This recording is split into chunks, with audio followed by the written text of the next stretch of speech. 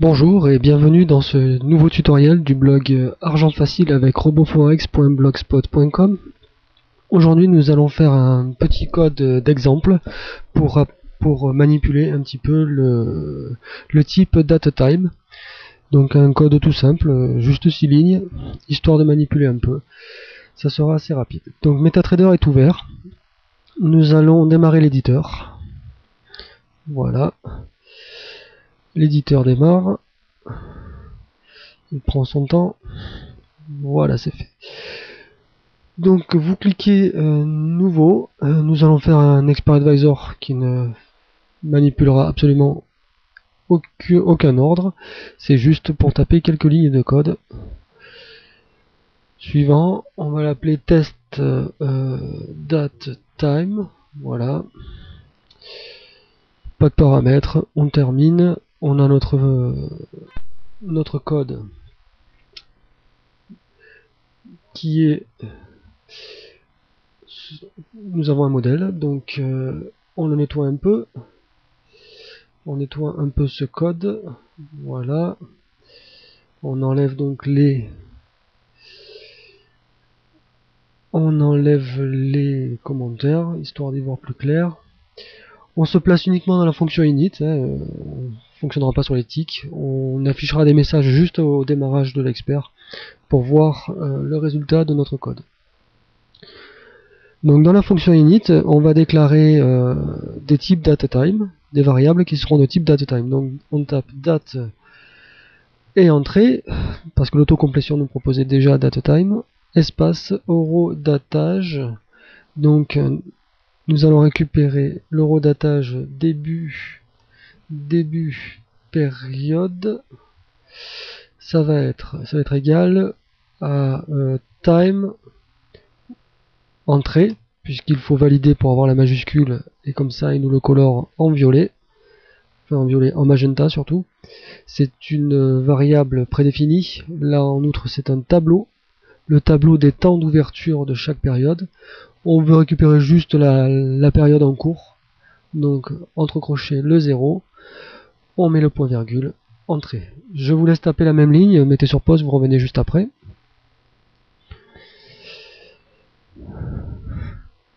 Donc pour commencer, nous avons récupéré l'eurodatage début de période avec le tableau prédéfini d'historique du cours time. On récupère le temps d'ouverture de la première période. Donc c'est au moment où le premier tick de la période est arrivé en fait. C'est pas le temps du début de la période réelle. C'est juste le temps où le premier tick est arrivé. Ensuite, datetime, un autre, entrée, eurodatage,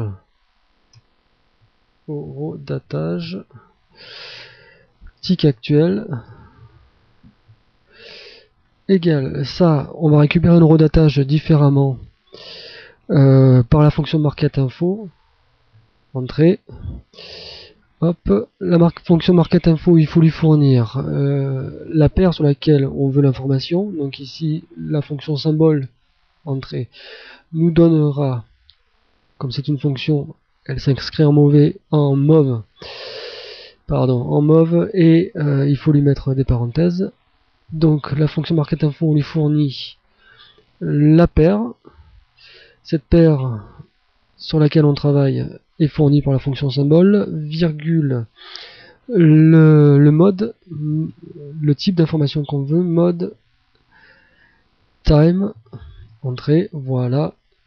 Donc ça c'est une constante prédéfinie de MetaTrader. Ça représente un nombre entier.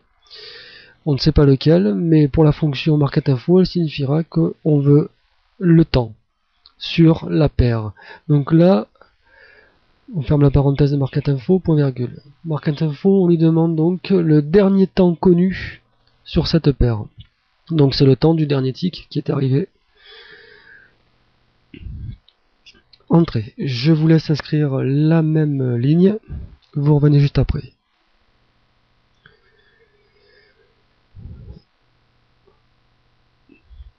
Ensuite, date time encore. Et là, on va faire l'écart entre les deux. Écart entre non pas écart entre en secondes, voilà. Ça va être la différence entre les deux, puisque les eurodatage, les datetime, ne sont que des nombres entiers, et qui représentent les secondes. En faisant la différence entre deux eurodatage, on a l'écart en secondes qu'il y a entre les deux. Donc eurodatage tick actuel moins eurodatage début période. Voilà. Donc ici, si on fait l'écart entre le tick actuel et le début de la période, nous aurons donc approximativement le temps écoulé depuis le premier tick de la seconde. De la période, pas de la seconde. De la période. Inscrivez la même ligne, mettez sur pause, vous revenez juste après. Maintenant, nous allons simplement afficher les résultats. Print, entrée, ouvrez la parenthèse, ouvrez les guillemets, eurodatage début période, deux points, espace, fermez les guillemets, virgule, et on met la valeur eurodatage début période. Voilà, fermez la parenthèse, point virgule. Inscrivez la même ligne, vous revenez juste après. Je donne donc une précision. La fonction print, normalement, ne reçoit que des chaînes de caractères. En bleu pâle, comme on a mis au début, au redatage début période. Mais ensuite, on lui donne un nombre entier. Mais la fonction print s'accommode très bien des nombres entiers. Elle les traduit en chaîne de caractères facilement, sans problème. On peut lui fournir directement. On remet print et on va faire afficher le redatage.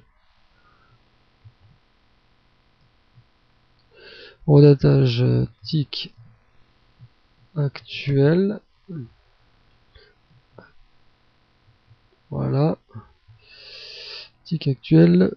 Fermez les guillemets. Point virgule. Eurodatage tick actuel. On lui fournit la variable qui sera un nombre entier. Il s'en débrouillera. Inscrivez la même ligne. Mettez sur pause. Vous revenez juste après.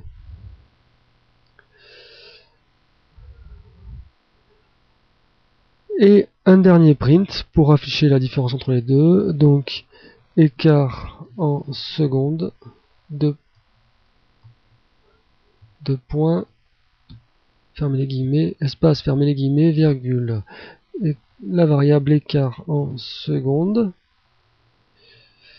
La touche S ne marche pas très bien. Voilà, fermez la parenthèse, point virgule. CTRL S, je vous laisse faire de même. Vous revenez juste après. Donc maintenant que vous avez écrit ces 6 lignes de code, vous avez enregistré avec CTRL S, vous cliquez sur compiler.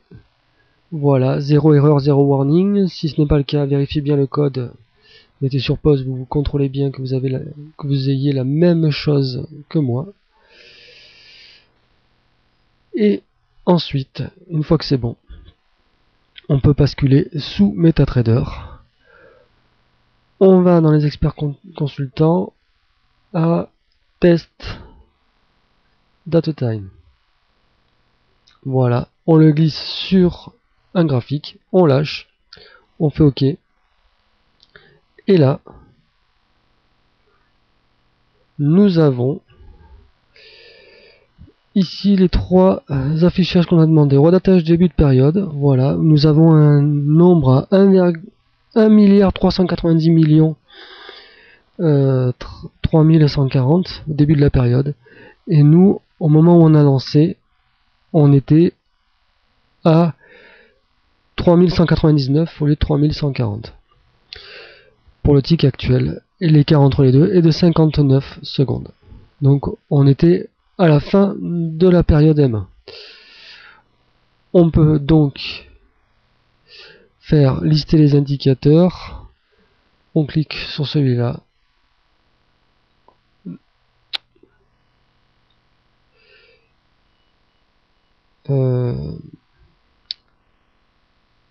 Pas les indicateurs.